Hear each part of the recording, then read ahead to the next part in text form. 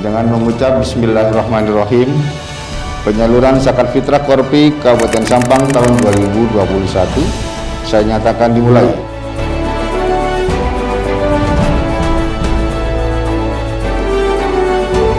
Kegiatan ini kegiatan rutin tahunan Korpi Kabupaten Sampang, dan inilah kemudian menjadi salah satu bukti nyata bahwa Korpi Kabupaten Sampang salah satu organisasi besar, saya pikir, karena anggotanya ribuan, maka mesti diorganisir dengan baik, dengan sebaik-baiknya.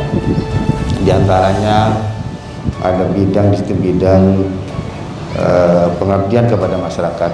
Nah, bidang ini kemudian yang lalu kemudian memotori, mendorong untuk sebagaimana tiap tahun kawan-kawan anggota Korpi selalu memberikan zakat fitrahnya yang disalurkan melalui organisasi Korpi Kabupaten Sampang ini.